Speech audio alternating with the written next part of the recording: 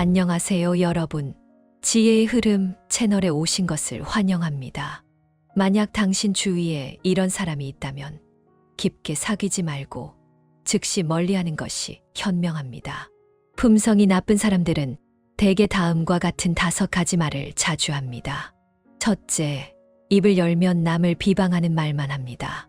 다른 사람들의 시선을 너무 신경 쓰면 당신의 인생은 속옷처럼 변할 것입니다. 다른 사람들이 무슨 소리든 당신이 받아들여야 할 거예요. 보통 사람들은 살아가느라 바쁘기 때문에 남의 일을 따지고 있을 시간이 없습니다. 그러나 품성이 나쁜 사람들은 항상 다른 사람을 깎아내리며 남의 가정사에 대해 끊임없이 궁금해하고 그 이야기를 왜곡해 퍼뜨리기를 좋아합니다. 다른 사람의 의견에 너무 걱정하지 말고 빨리 그 사람의 본성을 파악하세요. 그 사람의 문제에 빠져들지 않도록 해야 합니다. 그렇게 해야 비로소 평화로운 삶을 유지할 수 있습니다. 둘째, 입을 열면 남을 이간질하는 나쁜 말을 합니다. 사람은 입을 다물 줄 알아야 합니다. 습관적으로 반박하는 것은 가장 어리석은 일입니다. 이 세상에서 부모님을 제외한 누구도 당신이 잘 되기를 진심으로 바라지 않습니다. 사람은 모두 질투를 합니다. 이는 어쩔 수 없지만 품성이 나쁜 사람들은 다른 사람이 자신보다 잘 되는 것을 용납하지 못합니다. 만약 당신이 그들보다 더 나은 상황에 처하면 그들은 당신과 다른 사람들 사이를 이간질하며 관계를 그리려고 할 것입니다. 이런 사람들은 항상 당신을 반박하고 공격합니다. 따라서 그 사람의 본성을 분별할 수 있는 능력을 기르고 그들의 영향에 휘둘리지 않도록 해야 합니다. 셋째, 입을 열면 남의 상처를 쑤시는 말을 합니다.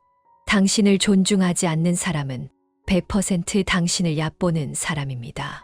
그들은 성격이 직선적이어서가 아니라 내면적으로 당신에게 관심이 없기 때문입니다. 모든 사람에게는 건드리기 싫은 상처가 있습니다. 상처가 더 이상 피를 흘리지 않더라도 그 자국은 남아 있습니다. 품성이 나쁜 사람은 그런 상처를 그대로 두지 않고 사건이 거의 끝날 무렵 그 상처를 다시 꺼내어 당신에게 모든 아픔과 고통을 떠올리게 만듭니다. 그들이 의도적으로 그런 행동을 했다고 생각할지도 모르지만 사실 그들은 당신을 경멸하고 당신을 아프게 하기 위해 의도적으로 당신을 다치게 한다. 이런 사람을 만난다면 반드시 멀리해야 합니다. 그렇지 않으면 당신의 삶이 엉망이 될 것입니다. 넷째, 입을 열면 항상 비현실적인 말을 합니다. 사람이 가장 두려워해야 하는 것은 바로 진지함이라는 말입니다. 이 말은 제 아버지가 어렸을 때부터 저에게 끊임없이 하신 말씀이자 아버지의 삶 전체를 요약한 말씀입니다. 아버지는 선생님이셨고 평생을 열심히 가르치며 학생들을 키워오셨습니다. 그는 항상 학생들에게 사람은 반드시 정직해야 한다. 할 수 있으면 한다. 할 수 없으면 못한다. 거짓말은 용납할 수 없다고 반복해서 가르쳤습니다. 하지만 일부 사람들은 항상 거짓되고 공허하며 비현실적인 말을 합니다. 일상에서 그들에게 도움을 청할 때 그들은 언제나 자신 있게 내가 해결할 수 있다. 걱정하지 마라고 말하지만 사실 그들은 그 문제를 어떻게 해결해야 할지 전혀 모르고 아무런 아이디어나 계획도 없습니다. 마지막에 일이 실패하게 되면 그들은 웃으면서 미안하다고 하지만 마음속에서는 전혀 죄책감을 느끼지 않습니다. 그들의 인생 사전에는 신뢰라는 단어가 없고 오직 허풍과 거짓말만 가득합니다. 그들은 자신이 다른 사람에게 미칠 수 있는 피해를 전혀 생각하지 않고 오직 자기 자신만을 생각합니다. 다섯째, 입을 열면 항상 세상에 대한 불평을 합니다. 불평은 이 세상에서 가장 쓸모없는 것입니다. 불평은 단지 자신이 연약함을 인정하는 것 외에는 아무런 가치가 없습니다. 많은 사람들은 전력을 다해 불평에 빠져 있습니다. 그들은 항상 운명이 불공평하다. 나는 이렇게 되어서는 안 된다며 마치 세상 모든 사람들이 그들에게 빚을 지고 있는 것처럼 생각합니다. 그들이 계속 불평을 하고 있을 때 다른 사람들은 몰래 발전하고 있으며 서로의 차이는 점점 더 커지고 있습니다. 불평이 많아지면 그것은 마음속의 목소리로 내면화되어 내가 잘못한 것은 모두 다른 사람의 탓이다라고 생각하게 만듭니다. 만약 어떤 사람이 항상 문제를 다른 사람에게 돌리고 자신의 행동을 돌아보지 않는다면 그 사람은 결국 실패할 수밖에 없습니다. 따라서 시간을 낭비하기보다는 실천으로 옮기는 것이 좋습니다. 운명이 좋은지 나쁜지는 하늘이 아니라 우리 자신에게 달려 있습니다. 우리가 계속해서 노력할 때 우리는 점점 더 나아질 수 있습니다. 결론으로 우리는 일상에서 내뱉는 말들이 얼마나 중요한지 결코 가볍게 여겨서는 안 됩니다. 이 말들은 우리의 품성과 수양을 반영하며 언제나 품성은 사람의 근본이자 세상에서 가장 큰 자신감을 주는 것입니다. 따라서 자신의 입을 잘 다스리고 정직한 사람이 되어야만 자신을 떳떳하게 할 수 있으며 다른 사람의 존경과 신뢰를 얻을 수 있습니다. 기억하세요. 품성이 나쁜 사람들과는 거리를 두어야만 여러분의 삶이 더욱 아름답고 조화로워질 수 있습니다. 퇴직 후에는 이러한 사람들과의 교류를 피해야 합니다. 생활이 좋지 않으면 매우 괴롭고 생활이 좋으면 다른 사람들의 질투를 받으며 생활이 나쁘면 사람들에게 무시당할 수 있습니다. 인간성은 매우 추악하며 인간성을 파악하는 것은 우리의 필수 과제입니다. 하지만 삶은 결국 아름다울 것입니다. 우리는 어떻게 삶을 더 나은 방향으로 이끌어 갈 수 있을까요? 이것은 우리의 생각과 관점에 크게 달려 있습니다. 예전에는 살아가기 위해 때때로 어려운 선택을 하기도 했습니다. 하지만 퇴직 후에는 삶의 방향이 이미 정해졌으므로 다른 사람들을 무리하게 기쁘게 하려 할 필요도 자신이 원하지 않는 사람들과의 관계에 얽힐 필요도 없습니다. 힘들게 얻은 편안한 노후 생활을 어떻게 잘 지킬 수 있을까요? 많은 어르신들은 평범하고 간단한 생활이 행복하다고 생각하지만 현실적으로 그렇게 살 수 있는 사람은 많지 않습니다. 결국 삶은 행복하지 않고 매우 괴로운 상황이 될 수 있습니다. 퇴직 후 삶을 어떻게 더 잘 살 수 있을까요? 97세의 이 할아버지는 퇴직 후 좋은 삶을 위해 피해야 할 몇 가지 사회적 모임을 조언합니다. 삶이 괴로워지지 않도록 퇴직 후 이런 모임에는 참여하지 말아야 한다는 것입니다. 이제 우리는 이 할아버지의 삶의 경험을 함께 들어보겠습니다. 퇴직 후 처음에는 저와 마찬가지로 가만히 있지 못하고 뭔가 할 일을 찾으려 했습니다. 하지만 자녀들은 매우 반대했고 결국 아무것도 할 수 없었습니다. 지루한 일상에 지치지 않으려고 저는 그 당시 마작방, 댄스홀, 극장 등 여러 가지 오락시설을 찾아다녔습니다. 그때 제 아내는 저에게 불만을 많이 가졌습니다. 마작방에 가면 집에 돌아오지 않고 가정일은 신경 쓰지 않으며 손자도 도와주지 않다고 했습니다. 당신은 집안일을 도와주지 않고 방해만 한다. 만약 몸이 아프면 나는 당신을 돌보지 않겠다고 했습니다. 저는 그때 아내의 말이 다 감정적인 말임을 알았지만 그런 오락이 너무 재미있어서 빠져버렸습니다. 댄스홀에서 파트너와 함께 춤을 추며 그 여성 파트너는 매우 다정하고 저를 즐겁게 해주었습니다. 그때마다 댄스홀 문을 열면 저는 제일 먼저 들어갔습니다. 그런데 그 여성 파트너와 너무 가까워지다 보니 결국 소문이 퍼졌고 그 소문은 제 아내에게까지 들려왔습니다. 아내는 매우 화가 나서 저에게 이렇게 말했습니다. 이런 이 형, 내가 당신을 몇십 년 동안 힘들게 보살폈는데 당신은 이렇게 나를 대하니 내가 어떻게 얼굴을 들고 살죠? 아내는 매우 전통적인 분이라 그런 소문을 참을 수 없었습니다. 결국 아내는 매우 이성적이지 못한 행동을 했고 그로 인해 저는 평생 후회하게 되었습니다. 아내는 원한을 품고 세상을 떠났고 저는 그로 인해 평생 죄책감을 느끼게 되었습니다. 그 이후 저는 많은 것들을 깨달았습니다. 퇴직 후에는 일부 모임에 참여하는 것을 피해야 한다는 것을 알게 되었습니다. 제가 한 명의 조카가 있습니다. 그 조카는 저보다 30살이 젊은데 퇴직 후 아내와 함께 아들 집에서 손자를 돌보며 살고 있었습니다. 그 후 손자가 학교에 가게 되자 그는 거기서 할 일이 없다는 생각에 너무 오래 집을 비우면 고향의 집이 차지당할까봐 걱정하며 다시 군으로 돌아와 살게 되었습니다. 그는 자주 저에게 상담을 요청했지만 나이 차이로 인해 우리 둘 사이에 점점 대화가 줄어들었습니다. 그러던 중 그 조카는 댄스 파티에 가게 되었고 50대에 이혼녀를 만났다고 했습니다. 그는 그 여자가 어떻게 자신에게 잘 대해준다고 했는데 저는 그 여자가 별로 좋은 사람이지 않다는 걸 알았습니다. 저는 그에게 그 여자를 더 경계하라고 말했지만 그는 제 말을 듣지 않았습니다. 약 3개월 후 그 조카는 저에게 와서 울면서 그 여자가 자신에게 500만 원을 빌린 후 사라졌다고 했습니다.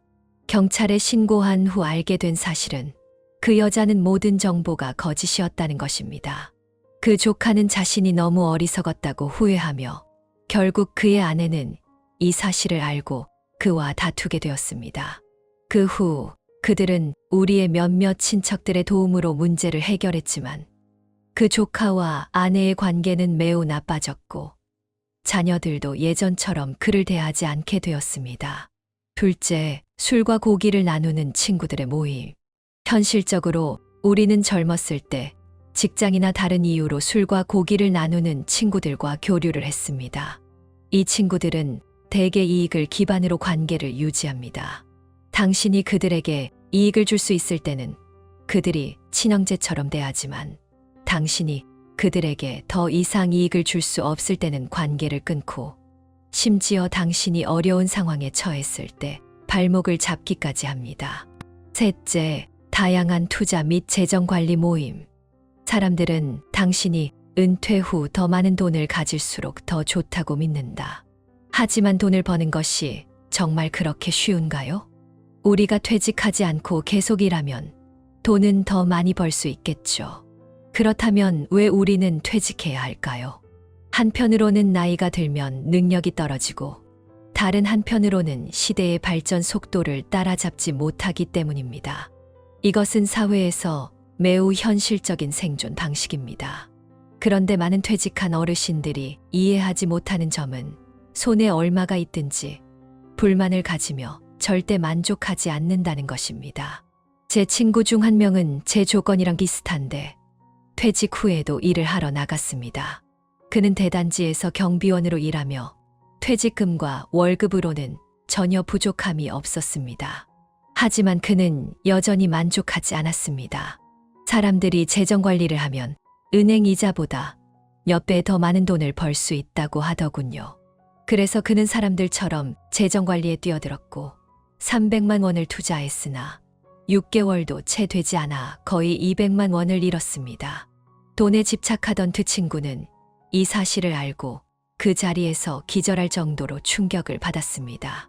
그 후 그는 이 일에 대해 계속 마음이 걸렸고 점점 말이 없어졌습니다. 몇 달 지나지 않아 그는 세상을 떠났습니다. 넷째, 건강보조식품의 모임. 저도 건강하고 오래 살고 싶은 것은 매우 자연스러운 바람입니다. 하지만 우리가 오래 살려면 건강한 몸이 필요합니다. 좋은 몸은 평소 꾸준한 운동과 긍정적이고 낙관적인 태도, 올바른 생활 습관, 그리고 건강에 좋은 마음가짐이 필요합니다. 그런데 일부 노인들은 이를 무시하고 건강과 장수를 위한 문제를 보충제로 해결하려고 합니다. 그들은 이런 보조식품을 권하는 사람들의 말을 믿고 여러 가지 보조식품을 사들입니다. 결국 저는 재산을 모두 탕진했지만 큰 효과를 보지 못했고 정상적인 운동을 소홀히 했습니다. 마지막에는 몸에 문제가 생기고 후회하게 되었습니다. 다섯째, 자녀들의 생활圈. 퇴직 후 많은 노인들이 자녀들의 일에 개입하는 것을 좋아합니다. 자녀들을 돌보는 것은 잘못된 일이 아니지만 자녀들의 일에 너무 깊이 개입하면 갈등이 발생하기 쉽습니다. 우리는 자녀들이 어렸을 때 그들을 올바른 길로 인도하는 책임이 있었습니다. 하지만 자녀들이 성장하여 스스로 판단하고 가정을 이루었을 때 우리는 그들의 삶에서 물러나야 합니다. 한 친구가 저에게 말했는데 그의 인생에서 가장 후회하는 일은 자녀 집에 살게 된 일이라고 했습니다. 그는 아들에게 집에서 생활을 돕고 모든 가사를 도맡아 했습니다. 그는 아이들 교육에도 관심을 가지고 손자의 학교 문제에도 많은 신경을 썼습니다. 평소 아들 부부의 옷차림에도 신경을 썼고 손자의 교육 문제에도 의견을 내며 여러모로 걱정을 했습니다. 결국 그의 며느리는 더 이상 참을 수 없었고 그들과 큰 갈등이 생겼습니다. 그 친구는 결국 고향으로 돌아갔고 며느리는 한 번도 그를 보러 오지 않았습니다. 과도한 개입은 갈등과 분열을 일으킬 뿐입니다. 따라서 노인은 조금 더 현명하게 살아야 하며 자신의 삶을 잘 살고 자녀의 가정에 개입하지 않는 것이 평화롭습니다. 반대로 그렇게 하면 자녀들의 불만만 초래할 뿐입니다. 다시 말해 노력해도 보람없고 이런 어리석은 일을 왜 해야 할까요? 자신만의 삶에 집중하는 것이 더 편하지 않을까요? 저는 노인이 퇴직 후 좋은 삶을 살려면 가족 간 갈등을 일으킬 수 있는 모임, 술 친구 모임, 각종 투자 및 재정 관리 모임, 건강보조식품 모임, 자녀들의 생활 모임 등은 모두 피해야 한다고 생각합니다. 어느 하나라도 얽히게 되면 삶은 행복하지 않으며 결국 마음만 상하게 될 것입니다. 저는 과거에 이런 점을 일찍 깨달았기에 오늘날까지 이렇게 살아온 것에 감사하고 있습니다. 또한 어떤 사람들은 나이가 들수록 더 의미 있는 일을 찾아야 한다고 생각합니다. 이 귀중한 시간을 비현실적인 모임에 낭비하지 말고 삶에 대해 올바른 관점을 가지며 은퇴 생활에 대한 계획을 세워야 합니다. 몸을 건강하게 유지하고 삶을充실하게 만드는 것이야말로 안락한 노후를 보낼 수 있는 길입니다. 저는 주혜입니다. 올해 61세이고 퇴직한 교사입니다. 저에게는 형이 있는데 그의 직업은 특별해서 자주 외지에서 일하며 집에 잘 오지 않습니다. 어머니와 제 형수는 가끔씩 만날 때는 사이가 좋지만 같이 살면 매일 같이 싸웁니다. 주된 원인은 어머니입니다. 어머니는 말을 많이 하시고 기분이 좋으면 하루 종일 떠들어대시기도 합니다. 형수는 성격이 급하고 일을 빨리 끝내려고 하시죠. 어머니가 한마디를 하면 형수는 반박하고 두 사람은 도저히 함께 살 수 없었습니다. 결국 우리는 두 가족이 논의한 끝에 어머니는 저와 함께 살기로 했고 형은 매달 생활비를 보내기로 했습니다. 우리 집 경제는 그렇게 좋지 않지만 저와 남편은 모두 공직에 재직 중이고 안정적인 수입이 있습니다. 그러나 몇 년 전 저희 시아버지가 중병에 걸리셨고 우리 집의 저축은 많이 소진되었습니다. 시아버지가 돌아가신 후 시어머니는 암 투병 중에 또 한 번 큰 의료비가 발생했습니다. 그로 인해 우리는 외부에서 빚을 지게 되었습니다. 어머니의 연간 건강검진 비용은 형이 부담하고 어머니가 가끔 아프거나 입원하면 형이 그 비용을 지불합니다. 형수는 가끔 어머니를 보러 오시고 매번 많은 물건을 가져옵니다. 형과 형수는 항상 우리가 이렇게 하는 게 마땅하다고 말합니다. 우리 집은 어머니를 돌보는데 힘을 쓰고 형은 금전적으로 지원해주는 역할을 합니다. 사실 저는 그들이 저를 걱정하는 마음을 잘 알기 때문에 그들의 지원을 고마워합니다. 어머니는 저희 집에서 13년을 살았습니다. 그동안 우리는 잘 지냈습니다. 어머니는 약간 말이 많으시지만 저는 어머니의 딸로서 그분을 잘 이해하고 필요할 때는 말을 잘 다듬을 줄 압니다. 그런데 이번 여행 문제에서는 제가 아무리 권해도 어머니는 듣지 않으셨습니다. 그 일이 시작된 경위는 이렇습니다. 7월 3일 오후 어머니는 매우 기쁜 얼굴로 집에 돌아오셔서 제게 이렇게 말했습니다. 내가 몇 명의 친구들과 여행을 가려고 해. 어머니를 걱정하는 딸로서 저는 어머니에게 구체적인 상황을 꼭 물어봤습니다. 어머니는 저에게 이렇게 말씀하셨습니다. 광장에서 춤을 추는 두 친구와 함께 4박 5일 여행을 신청했다. 중요한 것은 10만 원밖에 들지 않는다는 것이다. 저는 그 말을 듣고 바로 이상하다고 생각했습니다. 10,000원으로 어떻게 4박 5일을 여행할 수 있어요? 그건 분명히 사기라는 걸 알 수 있었습니다. 그래서 저는 어머니께 진심으로 설득을 하며 그 여행을 취소하도록 말씀드렸습니다. 그랬더니 어머니는 이렇게 답하셨습니다. 이게 어떻게 사기겠어? 이미 몇 명은 다 다녀왔고 자리가 한정되어 있어서 나는 겨우 등록한 거야. 2명의 친구는 가고 싶어도 자리가 없었어. 걱정하지 마. 나는 그를 모르는 시골 할머니가 아니야. 어떻게 사기당할 수 있겠어? 들어보세요. 분명히 어머니는 자신이 똑똑하다고 생각하시지만 이렇게 저급한 사기에 속을 줄은 몰랐습니다. 저는 계속 설득했지만 어머니는 듣지 않으셨고 남편이 말하는 것도 믿지 않았습니다. 제 조카와 제 딸도 차례차례로 설득했지만 아무도 어머니의 마음을 바꾸지 못했습니다. 결국 어머니는 이렇게 말씀하셨습니다. 저는 살면서 제주도에 가본 적이 없습니다. 나는 이 기회를 놓치고 싶지 않다. 어머니가 그렇게 결심하셨으니 저는 따라가야 했습니다. 그렇게 어머니는 5일에 출발한다고 하셨는데 저는 그때 설득이 안 되면 어머니의 신분증을 숨기려고 했습니다. 어머니가 그때 신분증 없이 못 가게 할 수 있었겠죠. 하지만 어머니는 저를 속였고 그 날짜를 하루 늦춰서 4일에 출발했습니다. 저는 7시에 일어나서 어머니를 찾았지만 이미 집에 없었습니다.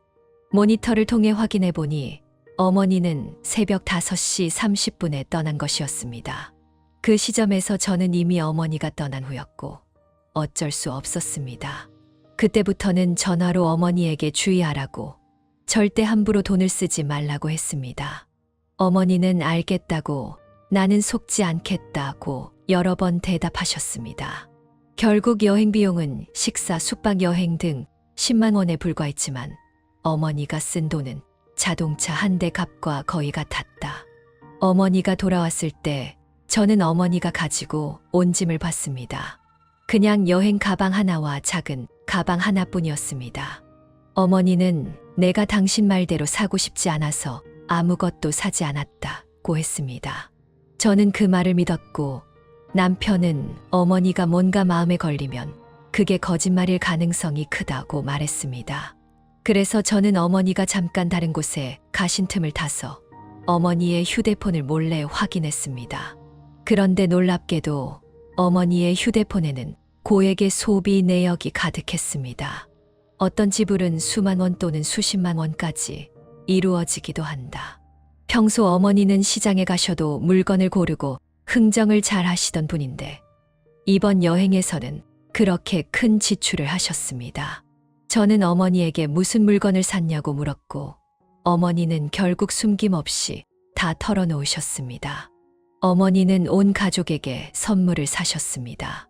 어머니는 300만 원 가까이 되는 옥팔찌를 사주셨고 어머니는 100만 원이 넘는 목걸이를 시누이와 할머니에게 하나씩 사주셨다. 빨간색은 저에게, 초록색은 형수에게 주셨습니다. 손자가 장난감을 좋아해서 엄마도 사는데 50만 원이에요. 제 딸은 사진작가이기 때문에 어머니는 카메라를 사셨는데 이게 가장 비쌌습니다. 가격은 어머니가 주신 팔찌보다 더 큰 금액이다. 작은 물건은 엄마가 가방에 넣고 다니며 큰 물건은 속달로 보낸다. 이게 제가 처음에는 몰랐던 이유입니다. 대충 계산해 보니 어머니는 거의 600만 원을 썼다. 제가 1년 동안 받는 연금보다도 많은 돈입니다. 제 딸은 2년 전에 중고차를 샀는데 가격이 500만 원이에요.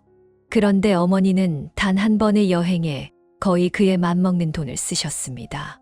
처음에는 엄마가 얼마를 넣어도 100만 원은 많이 넣으시는 줄 알았어요.